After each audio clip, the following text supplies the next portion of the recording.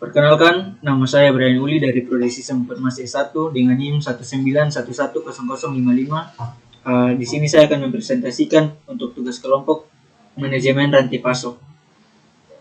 Di sini saya akan membacakan untuk slide dengan bertemakan perusahaan Indoturbin.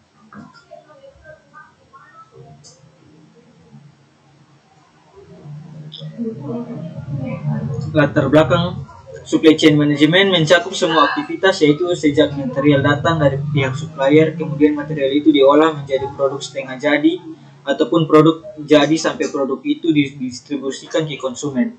Untuk mengetahui performansi dari supply chain perusahaan diperlukan suatu pengukuran. Dari pengukuran tersebut akan didapatkan suatu hasil sehingga baik tidaknya dari kinerja supply chain dari perusahaan dapat terlihat. SCM dapat menjadikan aktivitas perusahaan yang lebih terstruktur, terkoordinasi, terjadwal, dan terpadu, sehingga keseluruhan proses akan menjadi lebih efektif dan efisien. Setiap perusahaan sebagai suatu organisasi harus dapat mewujudkan model rantai persediaan mereka yang unik supaya dapat merangkaikan proses dari penyalur maupun pelanggan. Bab pertama, pendahuluan yang pertama adalah perumusan masalah, menjelaskan masalah yang terjadi pada perusahaan, strategi SCM yang digunakan perusahaan, dan juga merancang proses SCM. Bab kedua yaitu pembahasan.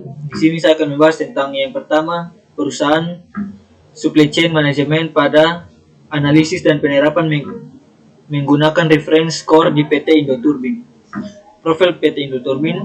PT Indoturbin dimulai sebagai agen dari produk solar turbin atau USA, atau produk tersebut adalah produk asing yang akan dibesarkan di dalam negeri. Dalam perkembangan, PT Indoturbin ini mendapat kepercayaan dari beberapa perusahaan yang sudah menjadi pelanggannya. Di antara pelanggan tersebut adalah PT Pertamina Hulu Energi, dan PT Indoturbin dipercaya oleh PT Pertamina Hulu Energi dalam pengelolaan suplai turbin, parts lapangan, dan juga manajemen rantai pasok. Supply chain management merupakan isu yang sedang hangat dibicarakan saat ini. Supply chain management ini dengan siklus yang lengkap, mulai dari material part dari para supplier di kegiatan operasional di perusahaan, berlanjut ke distribusi sampai kepada konsumen. Masalah SCM pada PT Indoturbin. Pertama, bagian delivery ditugaskan untuk mengirim barang ke pelanggan, namun faktanya prosedur yang mengatur secara detail dimulai dari persiapan barang yang akan dikirim, pengecekan barang yang akan dikirim, orang yang bertugas untuk pengiriman barang, sampai pengaturan pengiriman barang ke pelanggan belum ada, sehingga barang yang dikirim sering terjadi keterlambatan. Kondisi seperti ini akan berdampak kepada kinerja perusahaan dalam pengaturan pengiriman barang. Kedua adalah faktor manusia, yang mana akar penyebabnya adalah tidak pernah training tentang masalah-masalah yang berhubungan dengan pekerjaannya dan kurang jam kerja dari pengalamannya sebagai pekerja di bidang delivery, khususnya masalah transportasi. Dan juga yang ketiga adalah faktor alat, yang mana diperoleh akar penyebabnya adalah belum dibuat sistem informasi yang baku. Di bagian delivery memang belum ada sistem yang mengatur pengiriman barang ke pelanggan secara detail, khususnya tentang perencanaan transportasi, sehingga menyebabkan barang yang dikirim mengalami keterlambatan. Di sini terdapat proses SCM pada PT Indoturbin sebagai berikut. Dari pemasok, lalu disalurkan kepada penerima dari pemasok, lalu menerima permintaan pelanggan, lalu mengelola pesanan pelanggan, lalu memproduksi pesanan pelanggan, lalu merencanakan transportasi, dan juga mendistribusikan barang kepada pelanggan. Dan yang terakhir, pelanggan menerima barang dan mengkonfirmasi penerimaan. Strategi yang digunakan PT Indoturbin. PT Indoturbin menggunakan indikator yang menandakan bahwa kemampuan perusahaan untuk memenuhi pesanan pelanggan dengan harga pokok penjualan yang sekecil mungkin adalah nilai COGS, yang COGS-nya sekecil mungkin. Semakin kecil nilai COGS yang dimiliki suatu perusahaan, maka semakin baik kemampuan perusahaan dalam memenuhi pesanan pelanggan dengan harga pokok penjualan yang sekecil mungkin. Hal ini membutuhkan keseriusan perusahaan dalam menetapkan kebijakannya, khususnya dalam hal penghematan atau efisiensi di segala bidang, sehingga semua bagian dapat memberikan kontribusi kepada perusahaan dengan aktivitas yang dilakukan pada masing-masing bagiannya dengan seefisien mungkin, sehingga saat di total overhead cost-nya kecil dan berdampak langsung pada penetapan harga pokok penjualan. Dan untuk perusahaan yang kedua akan dilanjutkan oleh teman saya. Perkenalkan, nama saya Alexander Flores Bisa dari program studi Sistem Informasi 101. Di sini saya akan menjelaskan supply chain studi kasus pada PT Indofood. Profil PT Indofood. PT Indofood CBP Sukses Makmur Tbk merupakan salah satu produsen produk konsumen bermerek yang mapan dan terkemuka, dengan kegiatan usaha utama antara lain mie instan, dairy, makanan ringan, penyedap makanan, nutrisi dan makanan khusus serta minuman. Guna mendukung kegiatan usaha utamanya, ICBP juga menjalankan kegiatan usaha kemasan yang memproduksi baik kemasan fleksibel maupun karton. ICBP menawarkan berbagai pilihan produk solusi sehari-hari bagi konsumen di segala usia dan segmen pasar, melalui lebih dari 40 merek produk ICBP. Masalah SCM pada PT Indofood. Keterbatasan pemasok bahan baku gandum membuat Bogasari menerapkan model single agen, bahwa Bogasari tidak berhubungan langsung dengan para pemasok secara langsung. Masalah yang dihadapi Bogasari dalam penerapan model single agen adalah Bogasari sangat bergantung pada satu agen. Aliran informasi yang terdapat pada bagian upstream tidak berjalan lancar, tidak real time, dan seringkali menyebabkan redundansi data. Selain itu, komunikasi yang dilakukan Bogasari dalam berhubungan dengan pemasok dan pelanggan masih menggunakan telepon, fax, dan email. Hal ini menyebabkan tingginya biaya komunikasi yang dikeluarkan oleh pihak perusahaan. Sedangkan masalah yang dihadapi pada bagian downstream adalah proses pemesanan yang dilakukan oleh pelanggan berjalan lama. Tingginya biaya komunikasi yang harus dikeluarkan pelanggan untuk menghubungi pihak perusahaan, serta proses bisnis yang tidak terintegrasi dengan pemasok dan pelanggan mengakibatkan aktivitas bisnis menjadi lambat. Proses supply chain manajemen PT Indofood.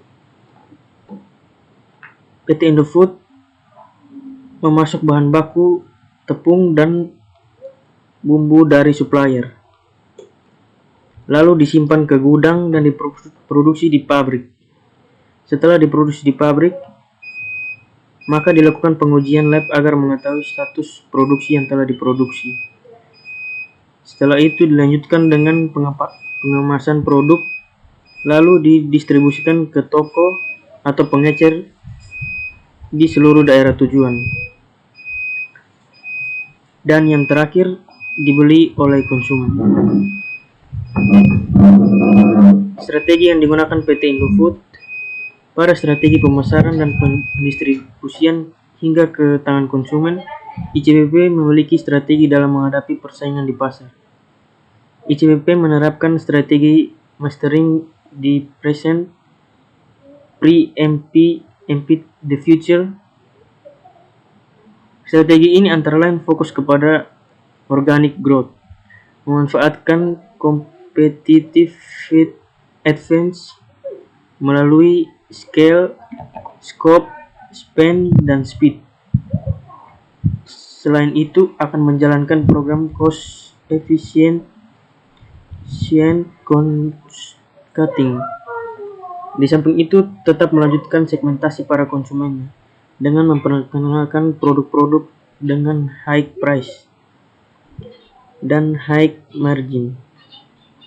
Sedangkan dalam proses pendistribusian, ICBP melakukan proses yang kompleks, yakni manufaktur ke konsumen, manufaktur, terus ke pedagang eceran, lalu ke konsumen, manufaktur, pedagang besar, pedagang eceran, lalu ke konsumen, dan manufaktur, lalu ke agen dan pedagang besar, setelah itu ke pedagang eceran dan konsumen.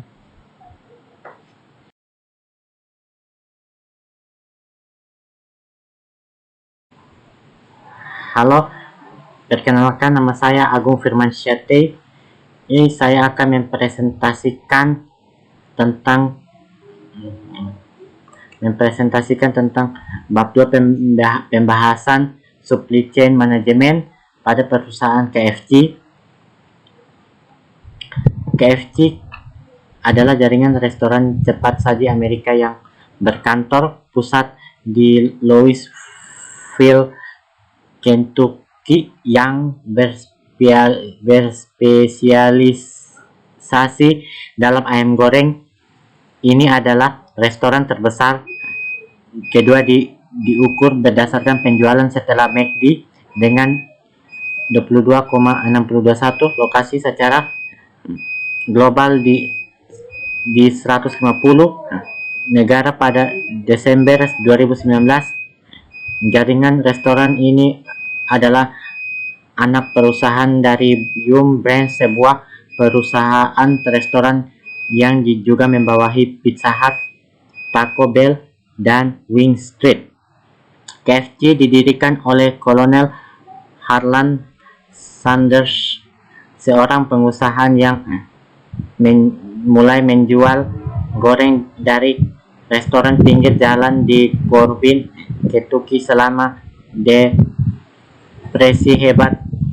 Sanders mengidentifikasi potensi konsep waralaba restoran dan waralaba Kentucky Fried Chicken pertama dibuka di Utah pada tahun 1952. KFC mempopulerkan ayam di industri makanan cepat saji, mendiversifikasi pasar dengan menantang dominasi yang mapan dari hamburger. Bab 2 pembahasan masalah SCM pada perusahaan KFC.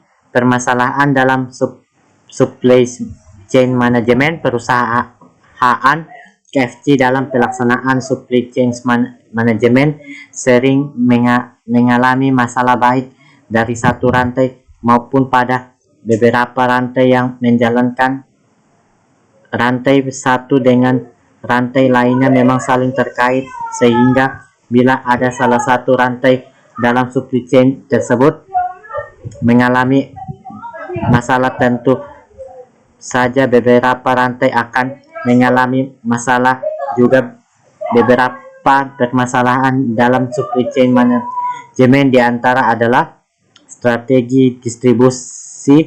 Beberapa strategi di distribusi yang bermasalah dalam supply chain ini diantara adalah sentralisasi maupun sentralisasi, strategi desentralisasi.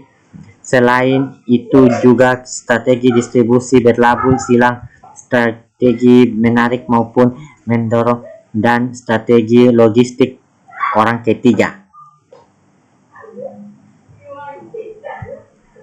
Proses supply chain management perusahaan KFC. Ayam semuanya disuplai oleh suppliernya adalah Wonokoyo Group. Sayuran umum, sayuran disuplai oleh supplier yang domisilinya berdekatan dengan retailer.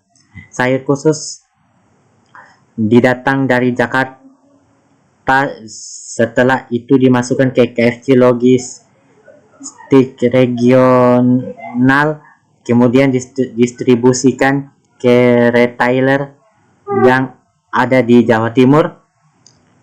Kentang bahan ini impor langsung dari luar negeri, kemudian dimasuk ke gudang yang ada di Jakarta. Setelah itu didistribusi ke logistik regional, kemudian distribusikannya ke retailer. Bumbu-bumbu yang tersedia di KFC lebih dikenal dengan sebutan bumbu 11 macam. Bumbu-bumbu tersebut langsung didatangkan dari KFC pusat yang terletak di Kentucky, USA. Beras ada dua jenis beras, non-organik dan organik. Untuk organik disuplai lokal, dengan untuk organik langsung didatang kantor pusat Jakarta. Lalu dari retailer dijual kepada konsumen di masing-masing daerah retailer. Strategi yang digunakan perusahaan KFC, strategi yang diterapkan perusahaan dalam mengoptimalkan kinerja semua mitra dalam rantai pasokan ialah dengan komunikasi yang terarah dari setiap bagian, informasi dari hulu ke hilir mengalir dengan tepat, dan membangun pula hubungan komunikasi yang baik dengan lingkungan sekitar seperti halnya dengan petani, peternak maupun SDM yang terdapat di sekitar ruang lingkup masing bagian rantai pasok agar mau menjadi mitra mensupport setiap bagian sehingga proses bisnis berjalan dengan lebih lancar. Misal perkebun sekitar yang diajak untuk bekerja sama sebagai supplier dari salah satu bagian rantai pasok, atau seorang pemuda yang ditawari untuk menjadi karyawan di salah satu retail KFC di area itu, membangun komunikasi yang lebih harmonis di area sekitar cabang dari KFC tersebut.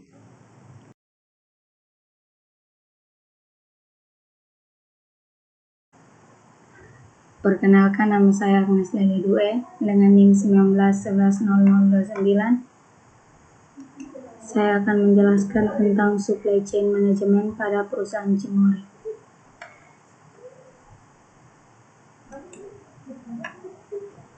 Yang pertama ada profil perusahaan Cimory. Cimory Group adalah perusahaan makanan dan minuman terkemuka di Indonesia yang sedang berkembang pesat, berbasiskan 4 protein alami terbaik, yaitu daging, susu, telur, dan kacang kedelai. Cimory didirikan oleh Bambang Sutantio pada tahun 2004, berawal dari keinginan pendiri untuk membantu peternak sapi berada di daerah Cisarua, Bogor. Harga susu segar yang saat ini masih rendah kurang tidak mendukung kesejahteraan hidup peternak. Terinspirasi dari kondisi tersebut, Bambang Sutantio mendirikan industri pengolahan untuk menampung susu segar yang dihasilkan para peternak dengan nama PT Cisarua Mountain Dairy atau disingkat dengan Cimory. Di sini ada masalah SCM pada perusahaan Cimory. Yang pertama, saat ini Cimory memiliki 4 macam produk olahan susu segar, yaitu susu pasteurisasi, yogurt, mayones, dan keju.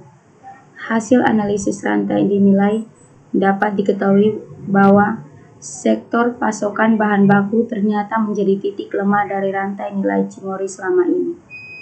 Yang kedua, salah satu penyebab rendahnya kualitas dari pasokan bahan baku adalah rendahnya kualitas sistem transportasi yang dilakukan oleh KUD saat mengirimkan pasokan bahan baku menuju Cimory. Hal ini dapat dilihat dari penggunaan drum dan beberapa milk can untuk mengangkut pasokan bahan baku. Pengiriman menggunakan drum sebenarnya tidak terlalu baik untuk menjaga kualitas dari susu segar tersebut. Akan tetapi, hal ini dilakukan karena terbatasnya cooling truck yang dimiliki oleh perusahaan. Proses supply chain management pada perusahaan Cimory gambarnya seperti ini. Yang pertama, ada perusahaan mengambil bahan baku dari berbagai pemasok, yaitu peternak, sapi, kemasan plastik, perusahaan gula, perisa buah, dan bahan kimia lainnya. Yang kedua, setelah itu diproduksi pada pabrik perusahaan Cimory. Kemudian Selanjutnya, dikirimkan menggunakan berbagai transportasi ke seluruh daerah tujuan. Lalu diterima oleh swalayan truk dan restoran ataupun retailer yang lain, dan terakhir dibeli oleh konsumen. Strategi rantai pasok perusahaan Cimory yaitu membangun komitmen untuk saling percaya dari perusahaan Cimory dengan pemasok maupun sebaliknya. Sistem bagi hasil dan keuntungan yang adil, dengan begitu tidak akan merugikan satu sama lain, tetapi jaga komunikasi yang baik dan saling terbuka. Jika ada hal yang kurang menguntungkan, harus segera membicarakan dengan baik dan menerima saran atau menghargai pendapat. Perusahaan Cimory mengembangkan sistem rantai pasok berkelanjutan dengan menerapkan sistem aktif bonus voucher bagi para peternak susu sapi yang mampu meningkatkan kualitas dan produktivitas susu sapinya agar memenuhi standar yang ditetapkan. Dengan begitu, peternak susu sapi akan berusaha maksimal untuk memenuhi standar karena ada target untuk dicapai agar mendapatkan bonus. Yang berikut saya akan menjelaskan supply chain management pada perusahaan semen Gresik. Yang pertama ada profil PT Semen Gresik. Semen Gresik adalah perusahaan yang memproduksi semen, berdiri pada tanggal 7 Agustus 1957 oleh Presiden Soekarno di Gresik. Di tahun 1991, perusahaan ini tercatat di Bursa Efek Jakarta dan Bursa Efek Surabaya, serta menjadi perusahaan BUMN pertama yang geopublik. Semen Gresik mempunyai cadangan bahan baku dalam jumlah besar dan kualitas terbaik. Tentunya dapat menjamin kelangsungan produksi semen dalam jangka waktu panjang. Di sini ada masalah supply chain management pada perusahaan Semen Gresik. PT Semen Gresik adalah pabrik semen yang terbesar di Indonesia yang memproduksi berbagai jenis semen.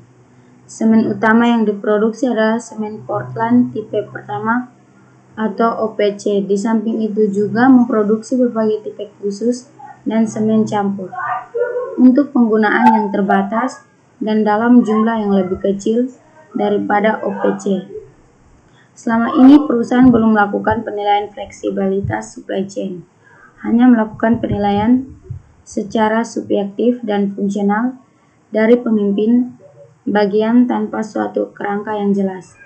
Pengukuran hanya diterapkan pada bagian produksi dengan indikator kinerja seperti efisiensi mesin dan efisiensi total. Sedangkan untuk penilaian fleksibilitas di perusahaan yang mencakup 4 dimensi, yaitu supplier system, product design, product system, dan delivery system, masih belum ada sehingga belum dapat menginformasikan fleksibilitas supply chain secara menyeluruh. Di sini ada proses supply chain management pada perusahaan Semen Gresik. Yang pertama, mengambil bahan baku dari daerah-daerah yang terdapat bahan baku, lalu PT Semen Gresik memproduksi menjadi produk semen mereka dan distribusikan ke retailer-retailer yang ada di seluruh Indonesia. Setelah itu, konsumen dapat membeli pada retailer yang disuplai. Strategi supply chain management perusahaan Semen Gresik dari segi pemasok. Ada katalog produk vendor, harus menyediakan katalogus produk untuk mempermudah perusahaan dalam mencari bahan yang diinginkan. Sebaiknya vendor menyediakan informasi yang lengkap mengenai produknya seperti nama produk, gambar, harga, dimensi, dan spesifikasi lainnya. Referensi list, terdapat list-list perusahaan lain yang dapat dijadikan referensi bagi perusahaan Semen Gresik bahwa vendor yang dipilih memiliki network yang baik dan perusahaan-perusahaan lainnya. Sedangkan dari segi transportasinya, Kereta api sebagai sarana transportasi pada umumnya dipilih karena kemampuannya mengangkut muatan dalam jumlah besar melalui jarak yang jauh, mengangkut penumpang dalam jumlah besar untuk jarak yang sedang, dan sebagai sarana angkutan komuter di kota-kota besar. Yang kedua ada transportasi jalan, truk, tronton, dan juga trailer. Truk dalam proses distribusi semen dari pabrik semen Tuban yang digunakan mencapai 75% dari produksi atau 11.250 sampai dengan 12.000 ton per hari. Dengan kondisi yang kontraproduktif tersebut, PT KAI berupaya meningkatkan kualitas pelayanan, salah satunya dengan membuka jaringan jalan baru dan meningkatkan operasi pada lintas cabang Tuban Babat. Kesimpulan dari penjelasan di atas, adanya supply chain management dalam perusahaan dimungkinkan peningkatan efektivitas dan efisiensi. Penerapan supply chain management di masa seperti ini cocok diterapkan karena sistem ini memiliki kelebihan di mana mampu memanage aliran barang atau produksi dalam suatu rantai supply chain, juga sangat berpengaruh terhadap implementasi strategi supply chain management dalam perusahaan yang akan bersaing. Berkualitasnya suatu produk untuk memenuhi kepuasan pelanggan konsumen, selalu mempunyai perkembangan terhadap produksi dengan rancangan produk dalam supply chain management untuk menarik para konsumen memenangkan persaingan di pasar.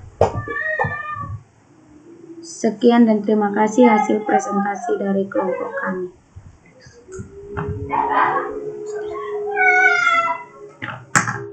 Sudah.